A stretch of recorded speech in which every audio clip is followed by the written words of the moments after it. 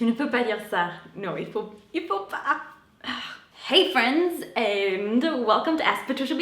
C'est une série où une fois par mois, si je m'en souviens, j'essaie de répondre à une de vos questions. Je prends toute une vidéo pour parler juste à votre question, à vous, comme ça on a la réponse claire et nette. Et aujourd'hui, les questions viennent de Twitter. N'oubliez pas, si vous posez des questions, vous pouvez demander sur n'importe quel réseau social. Tant que vous utilisez le hashtag AskPatriciaB, comme ça je sais que je peux l'utiliser dans une vidéo, ça vous gêne pas. Vite fait, avant de commencer avec la rentrée, il y aura des nouvelles vidéos tous les mardis et vendredis à midi. Voilà mon nouveau emploi du temps pour cette chaîne. La question du jour vient de Naya. Les Américains sont très à l'aise pour parler argent. Combien ils gagnent par rapport aux Français? Peux-tu nous dire pourquoi?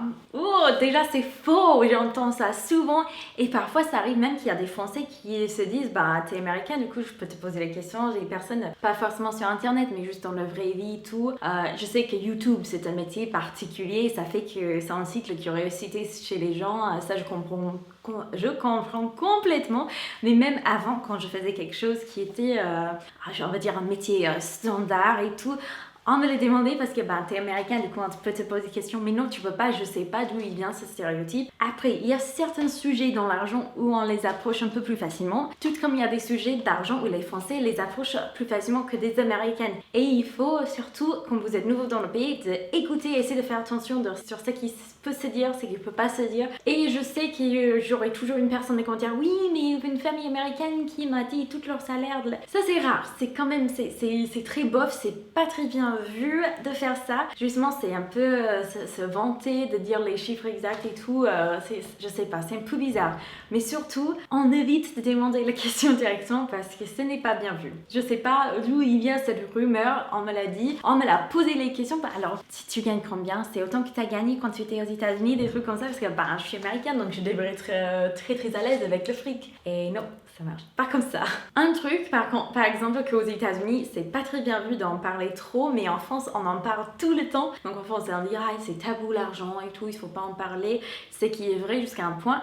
Mais en France, dans le monde du travail et tout, les gens ils parlent beaucoup de leurs vacances. Donc aux États-Unis, oui, on peut mentionner les vacances, mais on va pas aller dans tous les détails parce que ça c'est comme se vanter de son argent. Regarde, moi je peux permettre d'aller en vacances, sachant que l'environnement aux États-Unis au monde du travail c'est complètement différent pour les vacances. Déjà, même en France les vacances ça peut coûter très cher, etc. On sait tous. Mais aux États-Unis, vous, au niveau du travail et les lois, si vous avez un super travail et votre patron est généreux, vous aurez 2 semaines de vacances payées par an.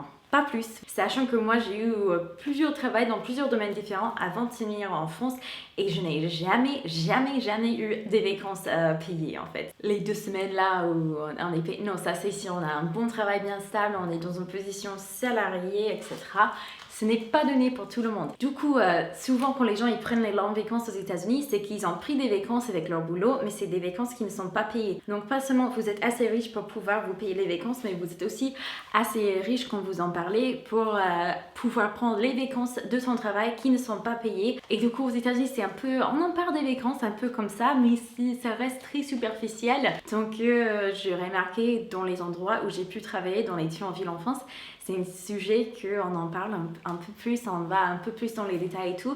Et parfois même ça me mettait, je trouve pas ça mal du tout, mais ça me mettait un peu mal à l'aise, j'étais un peu gênée, genre ah ouais on peut parler comme ça de ce sujet-là, tiens c'est intéressant. Encore c'est très compliqué, bien sûr vous pouvez parler des vacances aux États-Unis, mais c'est pas fait de la même manière que ça s'est fait en France. J'ai remarqué par contre que ça vient en France aussi et c'est la glorification des manques de vacances, la glorification de le surtravail, parce qu'on a ça avec internet et tout, surtout avec, comme je suis dans le monde de YouTube, souvent les filles elles travaillent, font un vrai truc et comme c'est beaucoup rabaissé, parfois on va se plaindre un peu plus parce qu'on sent ce besoin de se justifier comme si ce que je fais c'est un vrai travail, c'est tellement un vrai travail, je prends jamais des vacances, etc.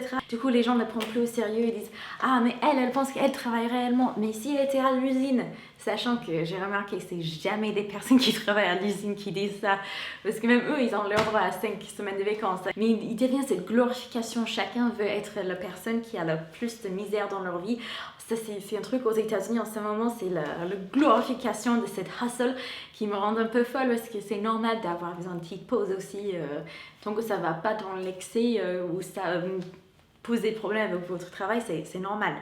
Mais bref, ça c'est une question personnelle. Je deviens un peu personnelle avec cette question. Oh, qu'est-ce que j'ai cliqué dessous? Parfois, je suis sur Twitter là pour des trucs comme ça. Puis je mets ma main sur Twitter et je vais vous parler et tout. Et je vois que ça m'a allé sur différentes pages et j'espère que je n'ai pas liké un truc controversé qui va apparaître. On sait jamais avec Twitter, mais ça me fait peur. Le rapport aussi avec l'argent aux États-Unis dépend beaucoup sur la famille. Le moins qu'on a d'argent, le plus que c'est un peu normal, entre guillemets, d'en parler un tout petit peu, de demander ah, mais dans la ville où vous habitez, vous payez combien pour le loyer, etc. L'idée un peu derrière, c'est que si on n'a pas beaucoup d'argent, on a besoin d'un peu parler un peu plus pour pouvoir se situer et pouvoir savoir comment nous on peut s'en sortir. Donc si les personnes ils ont beaucoup d'argent et l'argent c'est pas un truc dont il leur manque dans leur vie quoi, c'est plein de choses sont tabous de le demander à quelqu'un ah c'est ça qui vient d'où, il t'a coûté combien, ça peut être vraiment tout de suite non ça va pas. Après encore c'est comme en France où le plus qu'on est proche avec les personnes, le plus qu'on peut parler d'argent, mais ça reste quand même un sujet tabou, c'est juste les petites lignes et les petites limites de tabou s'échangent et ça c'est un peu difficile à naviguer. Donc mon grand conseil pour ça, pour ces sujets-là, c'est d'éviter de parler tant que vous pouvez si c'est pas strictement nécessaire et essayez surtout d'écouter autour de vous, voir ce qui se passe. Si vous remarquez que personne n'en parle d'argent dans telle et telle façon, ce serait bien d'essayer de les mimer et aussi de ne pas en parler. Ou si vous remarquez que s'il y a une personne qui parle comme ça, mais vous savez aussi que socialement cette personne a un peu de mal, etc. Peut-être pas copier aussi, mais de copier plutôt les bons gestes, les choses que vous voyez qui sont bien prises, des manières de dire les choses. Toutes ces petits détails-là, toutes les petites subtilités, ça fait partie de s'adapter à une nouvelle culture. C'est pour ça que parfois c'est très dur parce que vous allez aussi avoir besoin de travailler la partie de vos cerveaux qui s'occupe de l'intelligence émotionnelle. Et il faut pouvoir lire les gens pour savoir qu'est-ce qui est approprié ou non. Une chose qu'on fait tous quand on est très jeune, quand on est enfant, on fait ça automatiquement pour apprendre. On dit ah j'ai vu la réaction de telle personne et on arrive très bien à interpréter les choses. Et quand on devient adulte, on devient tellement habitué à nos façons de faire qu'on oublie et c'est un muscle qu'on doit retravailler. C'est quelque chose, moi je suis en train de travailler tout le temps, parfois ça m'arrive toujours, même en France après des années, de faire des gaffes et je me rends compte en regardant dans les yeux de l'autre personne que ah, ça c'était un truc qu'il fallait pas dire, mais je savais pas. Voilà, j'espère que cette vidéo a été utile si vous allez voyager aux États-Unis ou si vous avez des Américaines chez vous, n'hésitez pas de ne pas leur demander leur salaire parce que c'est pas cool, c'est un peu mal vu. Après, si eux, ils veulent parler volontairement du sujet et c'est eux qui évoquent, ça c'est autre chose, mais c'est pas un sujet où nous on pose les questions en fait, si ça a du sens. Voilà, je vous aime très fort, j'ai hâte de vous voir dans une prochaine vidéo. Et avec ça, je vous fais des très gros bisous.